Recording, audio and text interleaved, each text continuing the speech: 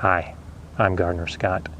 There are few things as good as a fresh tomato from a plant you grew in your own garden. And knowing a few tips can make the whole effort easier and more successful. Join me as I show you how I prune tomatoes for the best harvest.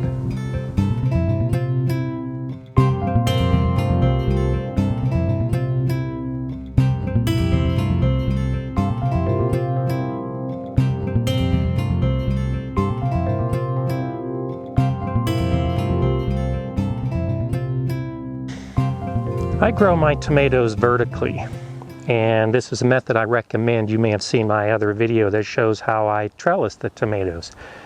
By growing vertically, I can put more tomatoes closer together and get a bigger harvest. But if you just let them go, they run rampant, and before long, it's difficult to even walk among your tomatoes. So understanding how to prune them for the best control and the best harvest is really important, and it really only comes down to a couple steps. First, it's important to understand what type of tomato plants you're growing. There's basically two types. There are determinate tomatoes and indeterminate tomatoes. Now, the determinate tomatoes are a bush tomato. They don't vine, they just grow up to a certain size, 3, 4, maybe even 5 feet. When they hit that size, that's the end of their growth period, and then they set flowers, and all those flowers turn into tomatoes. And the harvest comes within a relatively short period of time, 1 or 2 weeks. And when all those tomatoes are harvested, that's pretty much the end of what that plant will produce. Indeterminate tomatoes are vining tomatoes, though not a true vine. They'll grow and grow and grow until they die. The difference being that as they grow, they'll set their flowers, and the flowers will turn into tomatoes, and you'll have a harvest of tomatoes. And then as the plant grows, it'll set another cluster of flowers, and those flowers will turn into tomatoes, and the plant will continue to grow. Those are the type of tomatoes that many gardeners like to have, because you can go out every night and harvest some tomatoes. The reason it's important to understand which type of tomato plant you're growing is because the way you prune them is different. For these determinate tomatoes behind me, I'm going to let them grow with minimal pruning, because most of the branches that will be producing fruit I want to leave on the plant. If I prune them off, I'm going to be losing some of that production. I'll do some pruning, and I'll show you that a little later on with some of the lower branches to try to prevent some disease and pest issues. But for the most part, I let determinate tomatoes grow, and I don't prune them. But for indeterminate tomatoes, a plant can easily take over the garden because they just keep growing and keep growing. And before long, I might have branches that start encroaching into the pathway or into other plants. And I really want to try to keep the plants under control so I can keep them growing in the direction I want them to grow. Now, will I lose some production on the branches that I prune off? Yes, I will. But I'm allowing the plant that remains to be stronger, more robust, and actually give me an abundance of fruit without having to just let it go wild. The way the tomatoes grow is from the tip, and this growing tip will continue to grow until the plant dies. It comes from the main stem that will go all the way back down to the base of the plant. And as the tomato grows, there'll be a junction. And at the junction is a side branch that just has leaves to conduct photosynthesis and get energy for the plant. At most of the junctions, you'll see a flower cluster, and this is what develops into the tomatoes. But you'll also see another growing point and this is a sucker. And on most indeterminate tomatoes, you'll see suckers develop at every junction between the side branch and the main stem. And then you'll have a flower cluster. And as you proceed down the plant, you'll see the main stem, a side branch, and a sucker. Because this has been happening as long as the plant is growing, in these junctions, you have these suckers. And if left in place, these suckers will continue to grow, and they'll also form their own suckers between the main stem and the side branches. And each one of these suckers now has the potential of growing and setting off new suckers. Before you know it, you've got suckers and new branches everywhere. For smaller plants, I just pluck out the suckers as I see them growing. Just take my thumb and just pinch it off. Everywhere I see one, I just pinch it off. As it grows, it'll continue to give bigger suckers all along the plant at each of these junctions. Sometimes it's difficult to determine which one is the sucker and which one is the little branch, but the sucker is always the one in the middle. This one's almost as big as the main stem, but it too can just be plucked out. As the tomatoes grow, if you haven't plucked them out when they're little, they tend to start getting pretty big. This is about as big as I like to use my fingernail and thumb, about just a little bit smaller than a pencil.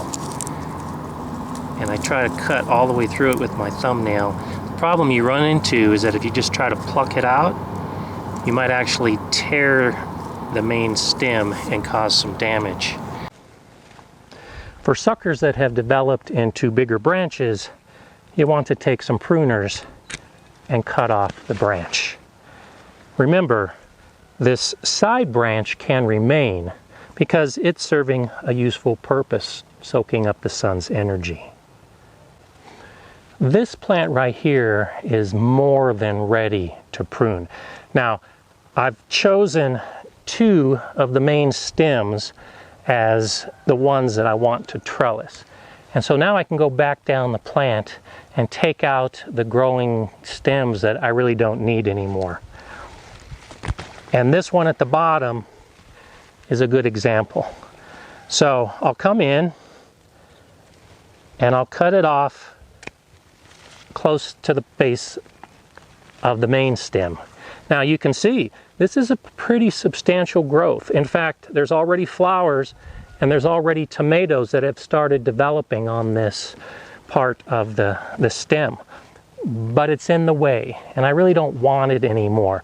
So renewed energy will actually go to the tomatoes that are already set on the plant and will actually help the entire plant grow. And I'll just continue this process looking for those suckers along the way that are really ones that I don't want anymore, and I'll remove them. Now remember, the suckers will grow into completely viable main stems. And at this point, on this particular plant, I actually chose to keep the sucker as the one that I was going to trellis. So now that I'm going back to clean up the plant, I'm actually cutting off what would have been the main stem, and now I'm allowing the sucker to become the main stem. And if you wait until the suckers have started to take over to prune, you'll find them everywhere. Here's a sucker. Here's a sucker. Here's a sucker. Here's a sucker down here. There's some little ones that I can just pinch off, but there's a lot of work involved if you just let the plant go crazy before you start pruning. Most of the diseases that will infect your tomatoes come from bacteria or fungi. And most of those actually come from the soil. So another very important reason to prune is to try to minimize the infection your plant might get from soil-borne problems. I've removed the suckers that were giving me concern on this plant. So now I'll focus on the bottom part of the main stem. And what I want to do is remove all the branches, any suckers or other growths up to about 15 to 18 inches off the ground. Because most of the problems this plant will suffer will come from the soil, when it rains or when I water, the potential exists for spores and bacteria to bounce from the soil onto any low-lying leaves. And that's how it gets into the plant. So if I can remove these low-lying leaves before the plant has any problem, I reduce the risk of bacteria and fungus infecting the plant. So it's a simple matter of coming in, removing branches that are low on the plant,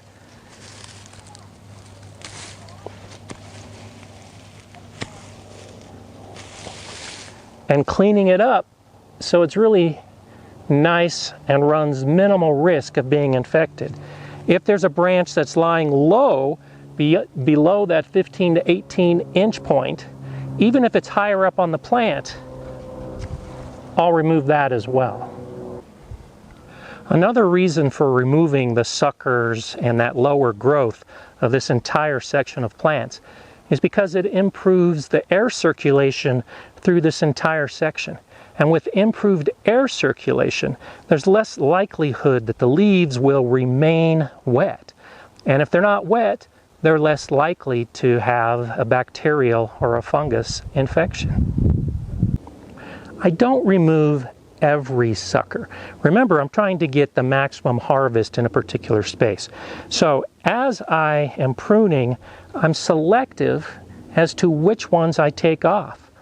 And this one right here, this branch actually began as a sucker.